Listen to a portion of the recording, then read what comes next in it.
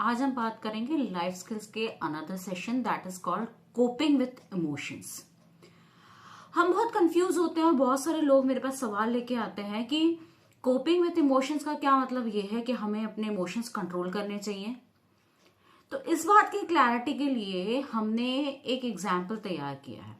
वो एग्जाम्पल क्या है कि आप सोचिए कि आपने एक नल के नीचे बाल्टी भरने रख दी, नल को चलने दीजिए।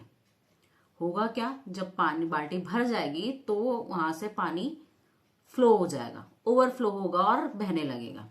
ठीक है, अब आप उस नल को बंद कर दीजिए।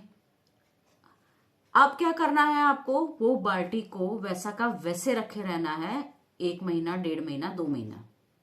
अब आप क्या देखोगे, आप ये देखोगे कि या तो उस बाल्टी में काई लग गई है और कीड़े पड़ गए हैं, बाल्टी खराब होने लग गई है।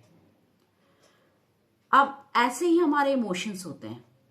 हम क्या करते हैं, हम सोचते हैं हम अपने अपने इमोशंस को कंट्रोल करेंगे तो क्या होगा, या तो वो हमारे बिहेवियर में दिखने लगेंगे, जैसे कि ओवरफ्लो हो रहा था तो हमारे बिहेवियर में दिखने, हम हर छोटी छोटी बात पे दूसरों पे गुस्सा करने लगेंगे, या हम हर छोटी छोटी बात पे रोने लगेंगे जब हम इमोशंस को अंदर कंट्रोल कर रहे हैं और हम उसको वेंट आउट नहीं कर रहे हैं। तो क्या होगा, हमारे अंदर कीड़े लग जाएंगे। हमारे अंदर कीड़े लगने का मतलब कि हम एक शैटर्ड इंसान हो जाएंगे, जो हमेशा दुखी दुखी रहने लगेंगे, चेहरे पे कोई स्माइल नहीं आएगी और अंदर से टूट जाएंगे। टूट जाने का मतलब कि हमारे अंदर हमने इतना कुछ सप्रेस कर रखा है, या तो वो हमारे सबकॉन्शियसली हमारे अंदर से वो वॉयलेंस बन के निकल रहा है, या एंगर बन के निकल रहा है, या हमें लोगों से नफरत होने लग रही है।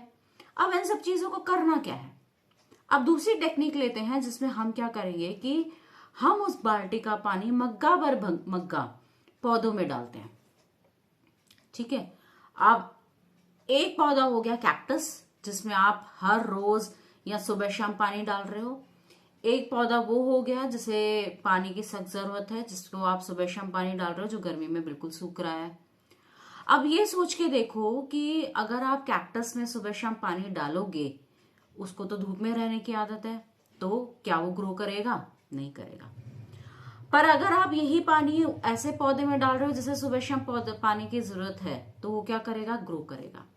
अब इसको इस कॉन्टेक्स्ट से समझते हैं कि हम क्या करेंगे जब भी हमारे इमोशंस ओवरफ्लो हो रहे हैं, तो हम अपनी एनर्जी को चैनलाइज करेंगे। अब चैनलाइज करने का मतलब क्या है कि मैंने कुछ ऐसा किया जिसमें वो मेरी एनर्जी यूज हो रही है। पर उससे पहले इंपॉर्टेंट क्या है कि जो ओवरफ्लो वाला पानी है उसको बाहर निकालना। दैट मीन्स कि हम उसके लिए अपने इमोशंस को एक्सप्रेस करेंगे। हमें बहुत गुस्सा आ रहा है, बहुत गुस्सा आ रहा है, बहुत गुस्सा आ रहा है। अब हमने क्या किया, नल बंद किया, थोड़ा सा शांत रहे, और हमने क्या किया कि हमने उन इमोशंस को पेपर और पेन पे लिखा कि एग्जैक्ट हमें क्या फील हो रहा है, एग्जैक्ट हमें कितना बुरा लग रहा है, और एग्जैक्ट हमें गुस्सा क्यों आ रहा है। उस इमोशन को लिखा। अब हम उसके आगे ये लिखेंगे, लेट्स से जो मैं सोच रहा हूं या सोच रही हूं वो चीज पॉजिटिव है।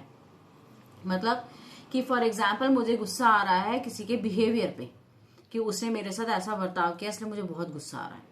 अब मैं इसको ऐसे ऐसे करके लिखूं कि उसने मेरे साथ ऐसा बर्ताव किया, क्या पता वो किसी प्रॉब्लम में हो, क्या पता उसके अंदर कोई बहुत बड़ी फ्रस्ट्रेशन हो जो वो एक्सप्रेस नहीं कर पा रहा। तो मेरा क्या हुआ, एक पॉइंट में मेरा गुस्सा कम हो गया। अब मैंने उसकी बातों को समझने की कोशिश की, मैंने एक पॉजिटिव सेल्फ टॉक किया कि उसके बिहेवियर की वजह से मैं अपना मूड क्यों खराब करूं।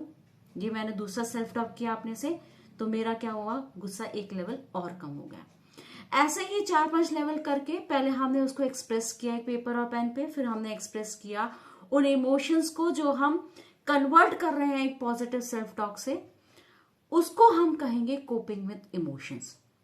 और जहां तक पौधों में पानी डालने की बात है, पौधों में पानी डालने की बात है कि जब भी हम हाई एनर्जी में होते हैं, हाई फ्रीक्वेंसी में होते हैं, जब हमारे इमोशंस बहुत हाई होते हैं, चाहे वो गुस्सा हो, चाहे वो प्यार हो, चाहे वो आप ये कह लो कि हमें रोना आ रहा हो, हम दुखी हो, हम खुश हो, जब हाई एनर्जी पे होते हैं तो हमेशा उस एनर्जी को हम चैनलाइज कर सकते हैं।